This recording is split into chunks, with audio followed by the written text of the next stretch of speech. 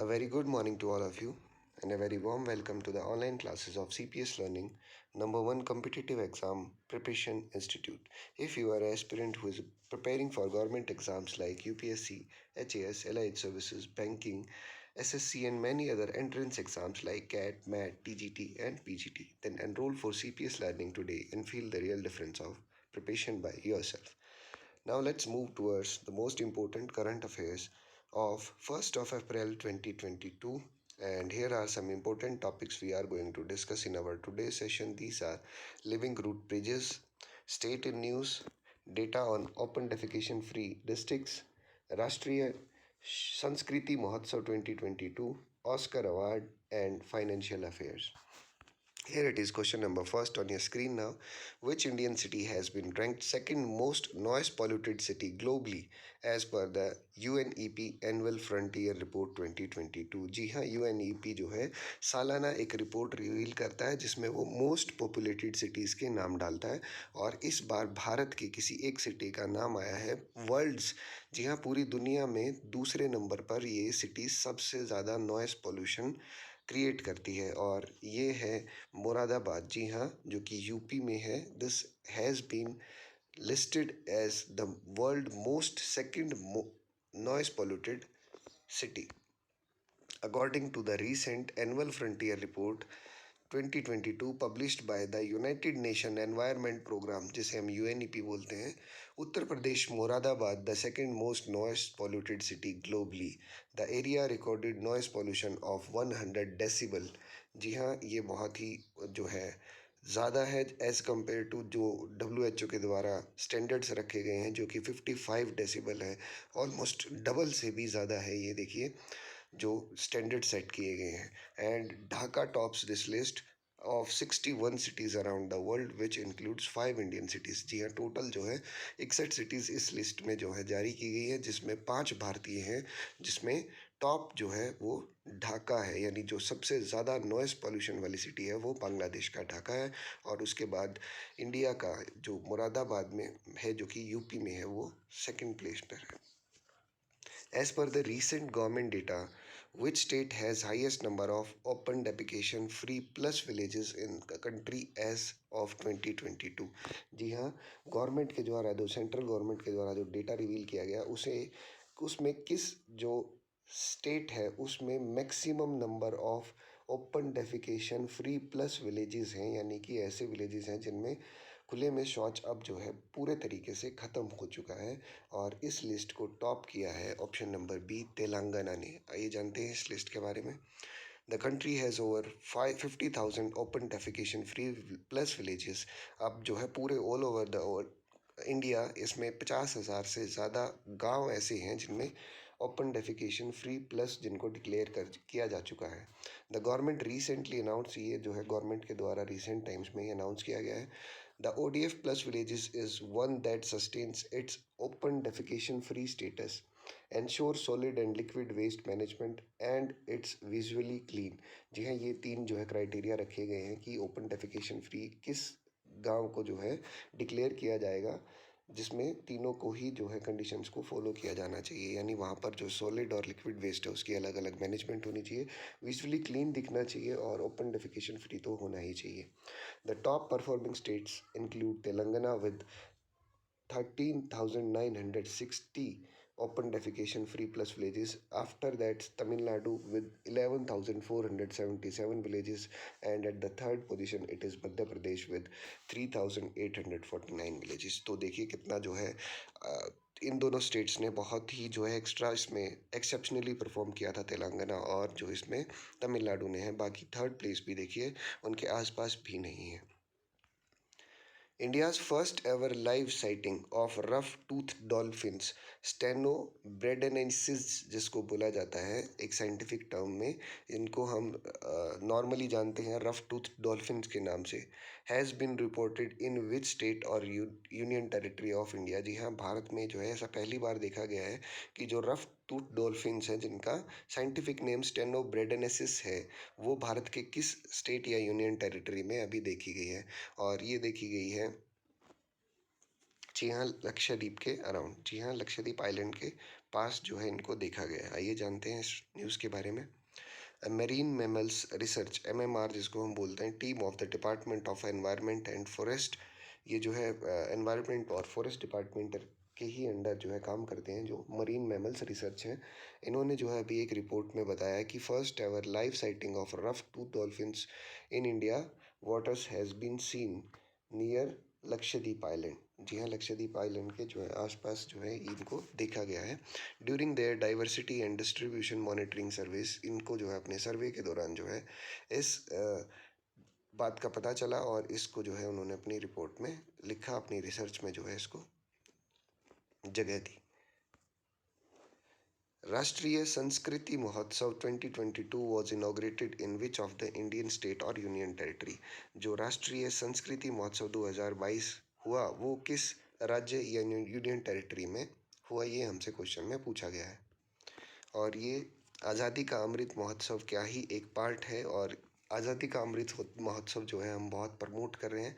और बेसिकली 15 अगस्त जो आएगी डेट, यानी जो हमारा आज़ादी थी, जिस दिन हमने भारत ने आज़ादी जिस दिन हासिल की थी, तब तक के लिए एक 70 वीक का 70 वीक्स लॉन्ग जो है 1 साल से भी ज़्यादा का टाइम जो है रखा गया था इस महोत्सव में। और अलग अलग स्टेट्स में इसके तहत काफ़ी कल्चरल जो है प्रमोशन किया गया, हमारे कल्चर को काफ़ी प्रमोट किया जा रहा है।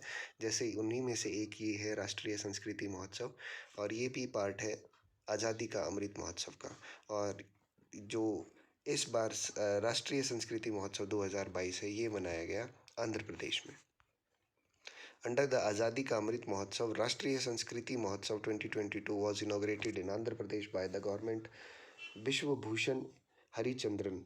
Rashtriya Sanskriti Mahotsav is the flagship festival of the Ministry of Culture, which aims to preserve, promote and popularize the rich culture heritage of India, जैसा कि हम अभी बात कर रहे थे।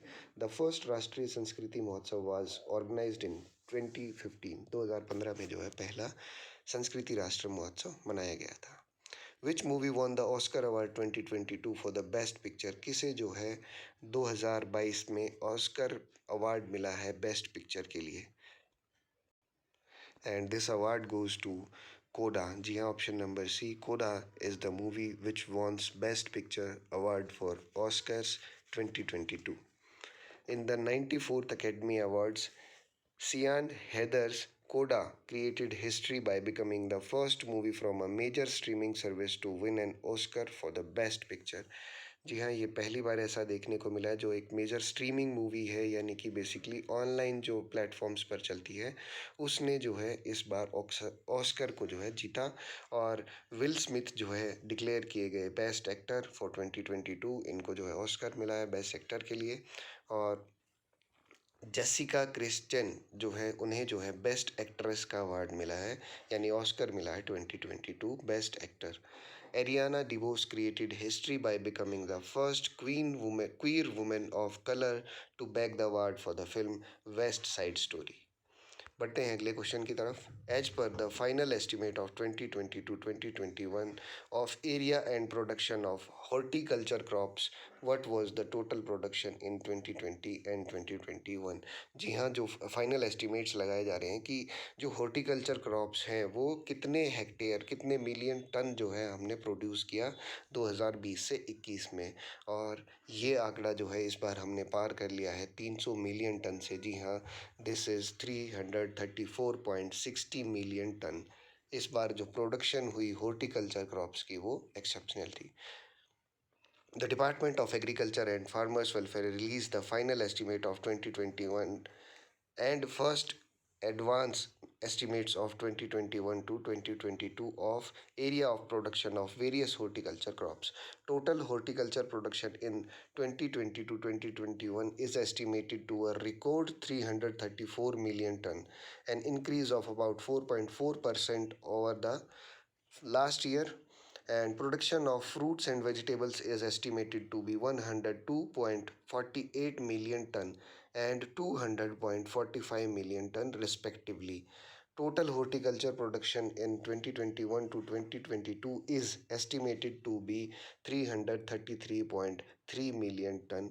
By it will decrease a little 0.4% from the last year. Which country recently approved a bill to provide US dollars 52 billion in subsidies for semiconductor chips and manufacturing।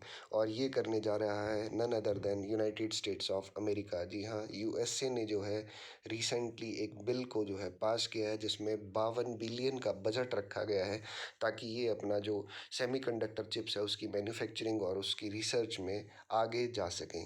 क्योंकि देखिए आगे जो आने वाला समय है वहाँ पर सबसे ज़्यादा जो चीज़ इम्पोर्टेंस रखने वाली है वो यही सेमीकंडक्टर चिप्स हैं जो कि बहुत ही ज़्यादा टेक्नोलॉजी में यूज़ होने वाला है इनका।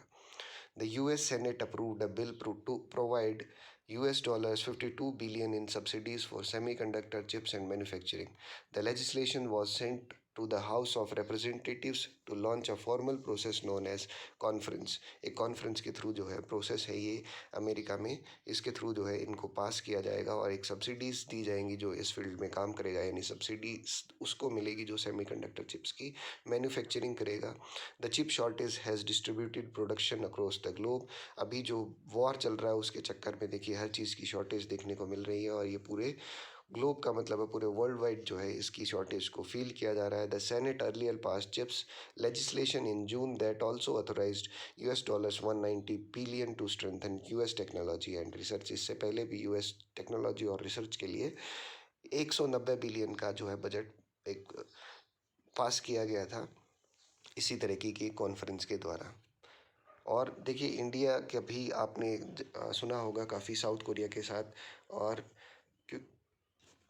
ताइवान के साथ हमारा जो है एक काफ़ी लंबे समय से जो है डील जो चल रही है कि हम किसी तरीके से इन्हें इस बिज़नेस को इंडिया में लेकर आ सकें और इन चिप्स को यहाँ बना सकें, तो ये हमारे लिए बहुत ही फ़ायदेमंद होगा।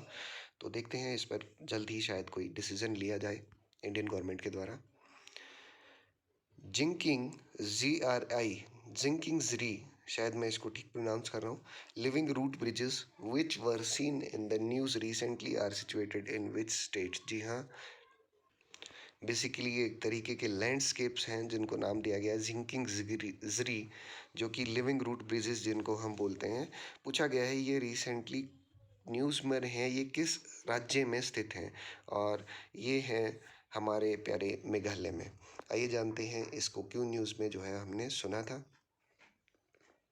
Zinking ZRI, Living Root Bridges Cultural Landscapes of Meghalaya has been included in the UNESCO's World Heritage Site tentative list. जी हाँ, इसको जो है यूनेस्कोज वर्ल्ड हेरिटेज साइट में जो है लिस्ट किया जा चुका है। और the living root bridges are home to several critically endangered species of flora and fauna. Flora और फोना की जो एंडेजर्ड स्पीसीज़ हैं काफ़ी, वो जो है क्रिटिकली एंडेजर्ड, बहुत ही ज़्यादा जो है बिल्कुल विलुप्त होने वाली है, उनकी कुछ स्पीसीज़ यहाँ पर मौजूद हैं। They were build by the indigenous people of Meghalaya. ये जो है मेघालय के ही लोगों ने जो है इसको बनाया था using the living roots of ficus tree planted on both sides of the river. और इसी के साथ हमारे इस आज के सेशन को यही समाप्त करते हैं। एक बार फिर से आपसे मुलाकात होगी हमारे अगले सेशन में। तब तक लाइक करें, शेयर करें और कमेंट करें इन वीडियोज़ पर। धन्यवाद।